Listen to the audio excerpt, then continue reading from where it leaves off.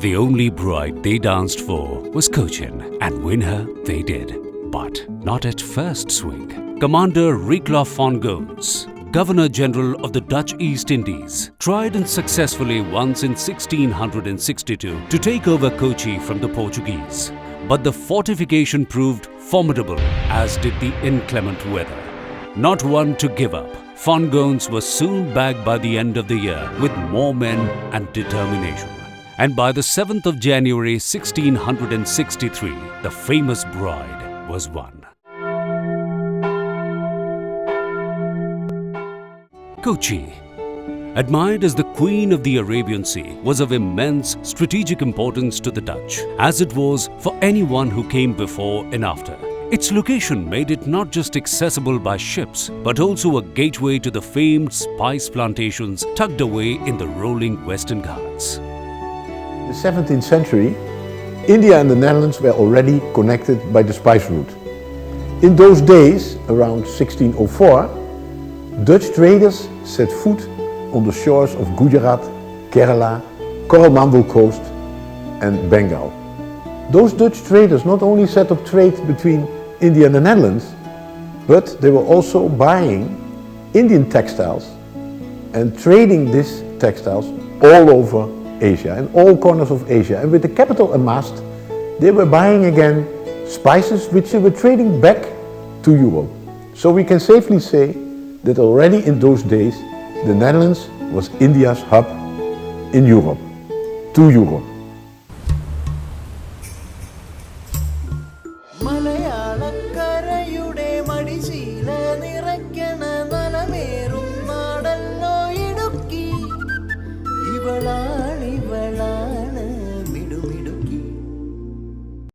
Idukki, the largest district in Kerala, is a picturesque high-altitude region flanked by lush forests and verdant valleys. More than half of its area is forest and spice plantations. Home to the finest pepper in the world, spice traders vouch for the flavoursome corns and the bursting freshness of the produce here.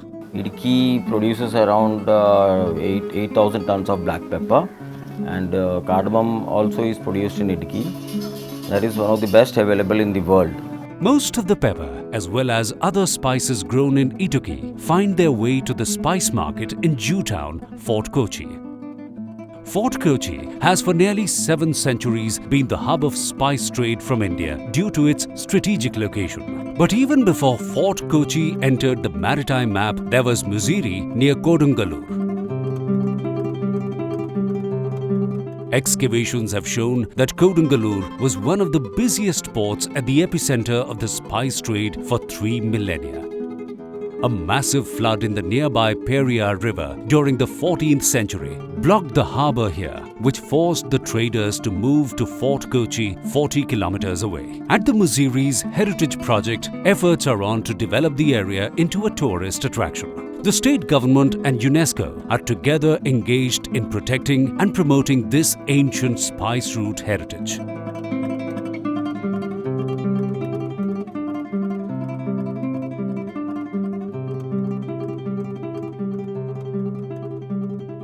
While Mussoorie will come alive in carefully excavated memories, the spice market in Fort Kochi is bustling, as it has been for nearly 700 years. Wafting along its narrow, cacophonous streets is the exotic fragrance of pepper and other spices. Exactly what rendered the Peninsula Cochin, or Fort Kochi as it is known today, irresistible to the Dutch. The mid-17th century is regarded as the Dutch Golden Age, an era that produced geniuses like Rembrandt and Vermeer, as well as all the opulence that marked their works. Many of the stately row houses along the canal in Holland were also built during the Golden Age, an age when spice trade was at its peak. These houses still have a basement, loft and attic where goods were stored. The agency responsible for this era of fabulous wealth was the VOC, or the Dutch East India Company. The VOC was formed in 1602 and soon became the world's largest enterprise of the century. Just 2 years after the founding of the VOC, Admiral Stephen von der Hagen signed a treaty with the Zamorins, the rulers of Calicut in North Kerala. He pledged support for their fight against the Portuguese. They also swore eternal friendship as long as the sun and the moon are in the sky. An important development over the last years is the revival of the spice route.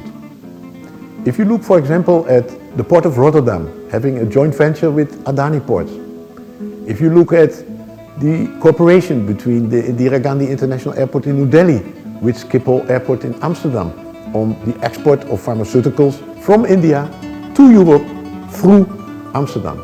These all point to the fact that the Netherlands is again becoming India's hub in Europe, and that India is for us in the Netherlands the fifth most important source of foreign direct investment. It really looks like Indian businessmen also today see the Netherlands as their hub for their presence in Europe and for their exports to Europe.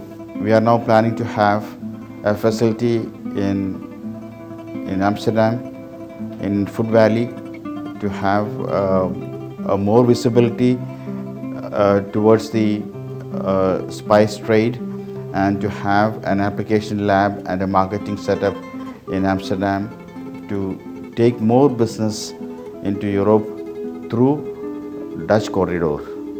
That is our aim.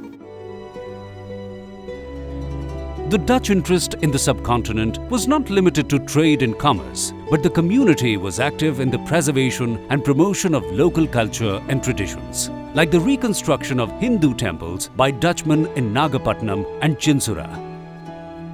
As Boek van der Poel says in his book, The Dutch East India Company in India, Cochin is the true pinnacle of VOC heritage in India. There are numerous buildings or their remnants erected by the Dutch here. The names of many streets here are adaptations from the VOC days.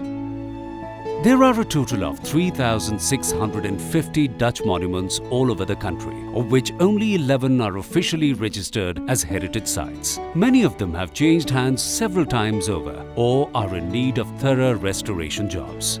Today in India we can see buildings, artifacts, there are archives and documents which witness the presence of those Dutch traders on the Indian subcontinent.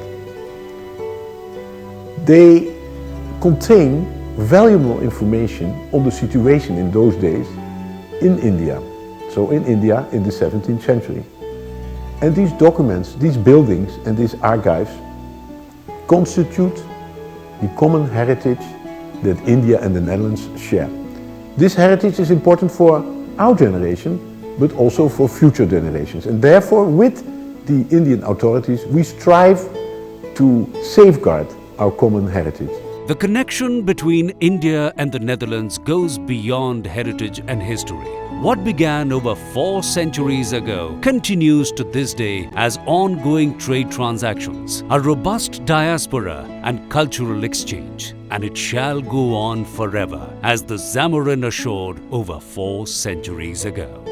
So as the Zamorin of Calicut said 400 years ago, as long as the sun and the moon are in the sky, India and the Netherlands will continue to trade.